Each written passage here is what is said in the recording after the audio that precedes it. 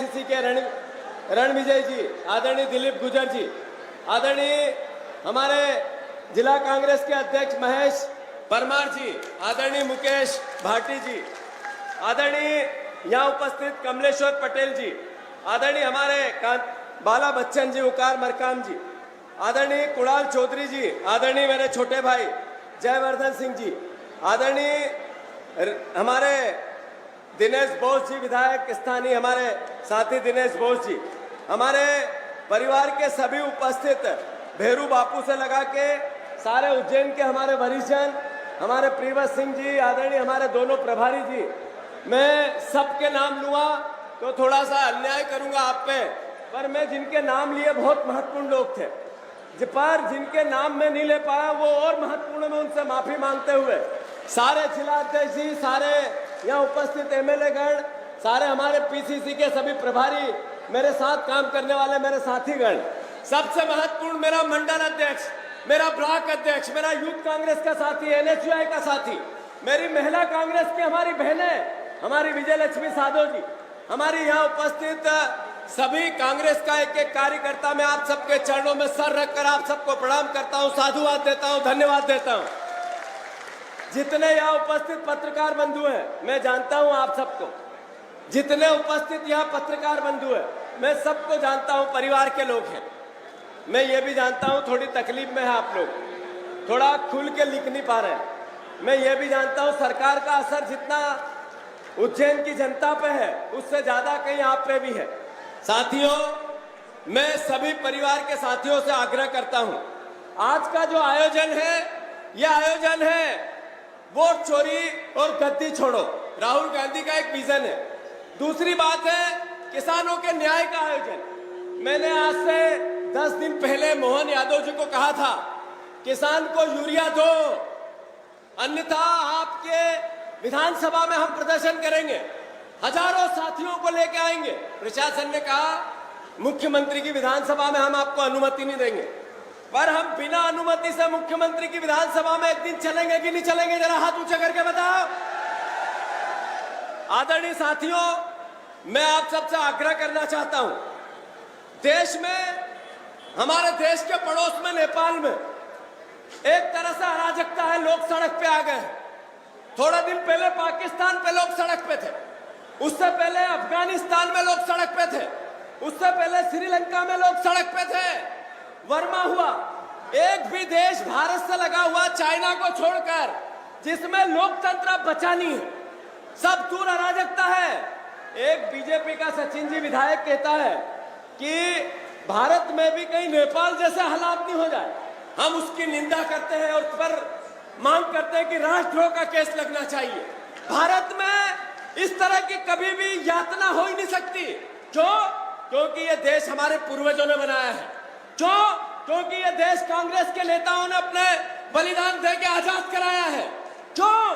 क्यों नहीं हो सकता कि इस देश को हमारे खून से, कांग्रेस ने अपने खून से सींचा है। इस देश को, इस देश के लोकतंत्र पे भरोसा है आम जनता का। आदरणीय उज्जैन वासियों, आदरणीय प्रदेशवासियों, राहुल गांधी जी एक विजन लेके देश के सामने आए हैं कि इस देश के लोकतंत्र को बचाना है। आप सब साथ दोगे कि नहीं दोगे, हाथ ऊंचे करके बताओ। राहुल गांधी जी ने इस देश में एक नई बात कही है कि आपके वोट के अधिकार को बचाना है। ये राहुल गांधी जी ने क्यों कहा? क्या इससे राजनीतिक कोई लाभ है? क्या इससे कोई आगे आने वाला देश में चुनाव है? राहुल गांधी जी ने यह मुद्दा क्यों लिया हाथ में? क्यों लिया कांग्रेस ने यह मुद्दा हाथ में? ये इसलिए लिया कि देश के वोट पर आम जनता को भरोसा है, देश के लोकतंत्र पे आम नागरिक को, देशभक्त नागरिक को भरोसा है। ये राहुल गांधी जी की बात घर घर होने लगी है। राहुल गांधी जी की बात अब खुलकर बीजेपी के लोग भी, कई सांसद और विधायक कहने लगे हैं कि वोट चोर गद्दी छोड़, वोट चोर। साथियों, नरेंद्र मोदी लगातार देश के लोकतंत्र पे प्रहार कर रहे हैं। पहला जब उन्होंने चुनाव आयुक्त निष्पक्षता से चुना जाता है, देश का चुनाव आयुक्त निष्पक्षता से चुना जाता है, उस चुनाव आयुक्त को चुनने के लिए देश के प्रधानमंत्री, देश के विपक्ष के नेता और मुख्य न्यायालय, सर्वोच्च न्यायालय के न्यायाधीश 3 जने मिलकर देश के मुख्य निर्वाचन आयोग की नियुक्ति करते थे। नरेंद्र मोदी जी ने पहला प्रहार किया और मुख्य निर्वाचन आयुक्त को हटाया और गृह मंत्री को उसमें जगह दी। इसका मतलब है कि देश के प्रधानमंत्री और देश के गृह मंत्री एक पार्टी के हैं। उन्होंने गलत तरीके से निर्वाचन आयुक्त की नियुक्ति करना चालू कर दी।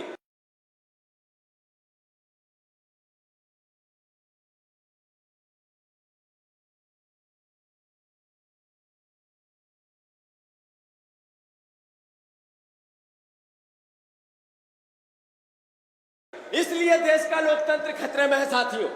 दूसरा, जब कब्जा कर लिया साथियों, 5 सरकारें, 5 लगातार मणिपुर की, अरुणाचल प्रदेश की, गोवा की, मेघालय की, ऐसे 5 सरकारें राज्यपाल की ताकत से सबसे पहले गिरा दी। लोकतंत्र खतरे में क्यों है? फिर इन्होंने खोखा पद्धति लेके आए। खोखा, कितने लोग बिके? 500 से ज्यादा विधायक। महेश को भी 50 करोड़ का ऑफर था। कई लोग यहाँ विधायक है, पूर्व विधायक है, उनको 50-50 करोड़ का ऑफर था। मतलब 35 करोड़ से 50 करोड़ में जनप्रतिनिधि बिकने लगे। 500 से ज्यादा विधायक बेचे और खरीदे गए। ये लोकतंत्र पे प्रहार नहीं है तो क्या है इसका? इसके साथ कुठाराघात नहीं है तो क्या है साथियों? राहुल गांधी जी ये मुद्दा ऐसे ही लेके नहीं आए। इस देश के लोकतंत्र को अमर करना है। आपको वोट का, भावी पीढ़ी के वोट के अधिकार को सुरक्षित करना है। इसलिए इस मुद्दे का राहुल गांधी जी देश के सामने विचार कर रहे हैं। हम सबको उनका साथ देना है। तीसरा प्रहार, एक रिसोर्स में पूरी सरकार को ले जा। महाराष्ट्र की, कर्नाटक की, मध्य प्रदेश की, गोवा की, कई सरकारें इन्होंने देश के प्रधानमंत्री से मिलकर गिरा दी। ये मैं आरोप नहीं है। हमारे पूर्व मुख्यमंत्री शिवराज सिंह चौहान ने स्वीकार किया कि मुझे नरेंद्र मोदी ने कहा कि सरकार गिरा दो, तो हमने गिरा दी। ये लोकतंत्र पे प्रहार नहीं है तो क्या है? चुनी हुई सरकारों को गिराना वोट के अधिकार का अपमान नहीं है तो क्या है? चौथा प्रहार, उज्जैन के वोट इंदौर में डलवाना, इंदौर के वोट आगरमालवा में डलवाना, आगरमालवा के वोट महाराष्ट्र में डलवाना और निर्वाचन आयोग की मिलीभगत से करवाना।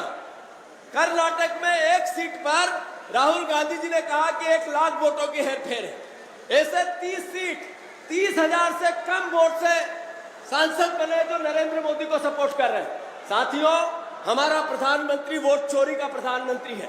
हमारा प्रधानमंत्री सांसदों को चोरी के वोट से जितवा के देश का प्रधानमंत्री है। 5वां प्रहार, 5वां, अभी संसद में एक कानून आया है जिसमें 30 दिन में अगर यहाँ का सांसद पर कोई किसी प्रकार का अपराध है और वो जेल में चला गया तो 30 दिन में उसकी सदस्यता चली जाएगी। जमानत नहीं हुई तो 30 दिन में चली जाएगी।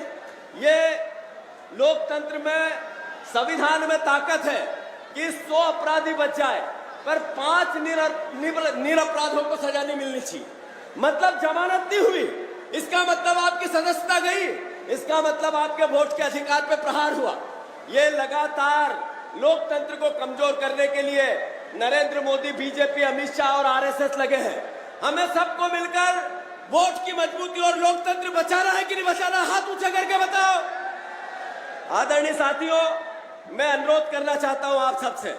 हमें विपक्ष की भूमिका मिली है, कांग्रेस को विपक्ष की भूमिका मिली है, पर हमारी भी सरकार चोरी के वोट की।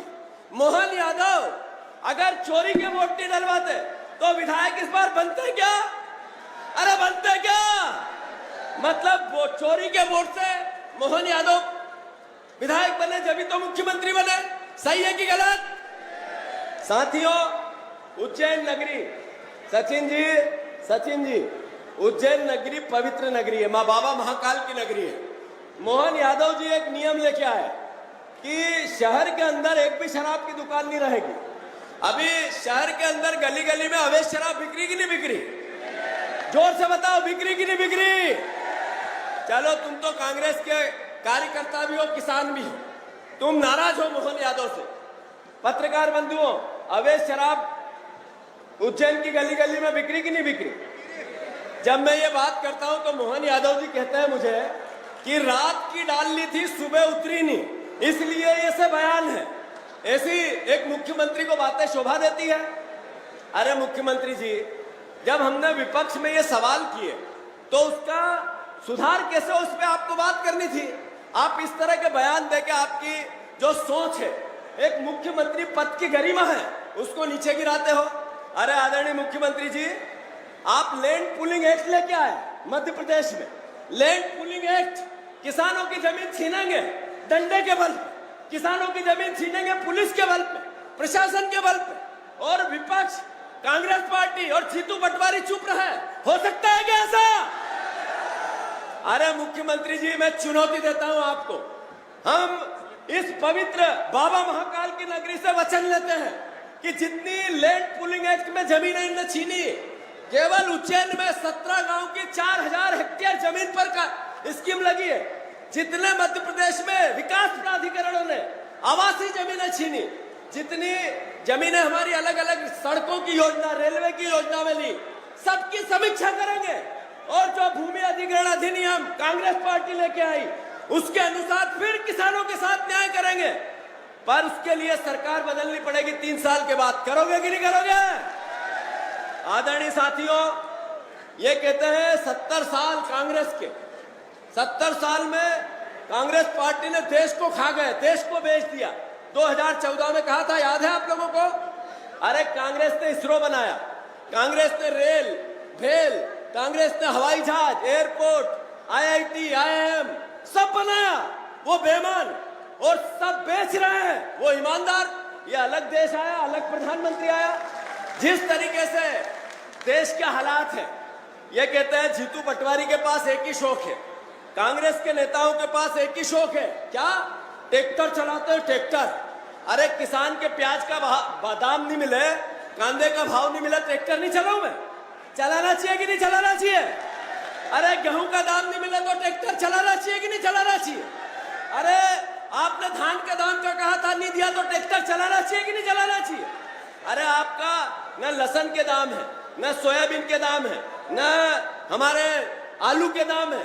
किसानों को कुछ केवल खाद टाइम पे देना था, खाद, वो भी यूरिया भी नहीं दे पाए। यूरिया मिल रहा होगा आपको? अरे मिल रहा है क्या? मोहन यादव जी कहते हैं पर्याप्त यूरिया, शिवराज जी कहते हैं पर्याप्त यूरिया है। फिर आपके विधायक ने मुरैना में कलेक्टर की कॉलर क्यों पकड़ी? क्या कारण है? गणेश सिंह ने आपको पत्र लिखा यूरिया का? क्या कारण है? हमारे सिद्धार्थ कुशवाहा MLA, उसने शिवराज सिंह का काफिला रोका? क्या कारण है? रीवा में आपने डंडे चलाए? क्या कारण है? आपने टीकमगढ़ में डंडे चलाए, आपने होशंगाबाद में डंडे चलाए, आपने विदिशा में डंडे चलाए, आपने हमारी सिवनी मालवा में डंडे चलाए। उज्जैन में पर्याप्त खाद नहीं है। सही है कि गलत? तो मैं आप सबसे आग्रह करता हूं, हमारा सबका दायित्व है किसान की लड़ाई लड़ना। अभी कल मुख्यमंत्री जी, हरीश जी, कल मुख्यमंत्री जी ने एक बयान दिया। उन्होंने कहा हम तो गाय वाले हैं, कांग्रेसी कुत्ते पालते हैं। हमारा मुख्यमंत्री प्रदेश का मुख्यमंत्री है। प्रदेश के मुख्यमंत्री का एक सम्मान है, हम उसका सम्मान कभी गिरने नहीं देंगे। पर मुख्यमंत्री जी, आप गो भक्त हैं, तो आपको बताना पड़ेगा कि लगातार जो गौशालाएं कमलनाथ जी ने बनाई थी, उनकी जर्जर हालत क्यों है? आपको बताना पड़ेगा कि आगर मालवा में पिछले साल 56 गाय गौशाला में क्यों मर गई? आपको बताना पड़ेगा कि मंदसौर में 50 गाय क्यों मर गई? रीवा में 70 गाय क्यों मर गई? अरे जगह जगह हर महीने 200 गायों का एक्सीडेंट होता है सड़क पे, उनका कत्ल होता है ट्रक से, वाहनों से। अगर आप गो भक्त हैं तो उनकी रक्षा क्यों नहीं कर रहे हो? मुख्यमंत्री जी, मैं आपको फिर अब उज्जैन की इस पवित्र धरती से चुनौती देता हूं। कांग्रेस पार्टी आने वाले 15 दिन में एक कार्यक्रम बना रही है। जितनी गौशालाएं हैं प्रदेश में, हर गौशाला पे कांग्रेस के विधायक, कांग्रेस के जिला अध्यक्ष, कांग्रेस का ब्लॉक अध्यक्ष, कांग्रेस के कार्यकर्ता, जिसके क्षेत्र में जो गौशाला आती है, जहां गायें खड़ी है, उन सबको घेर के कलेक्टर ऑफिस में इनको जरा भराव करो, कलेक्टर का घेराव करो गायों के साथ।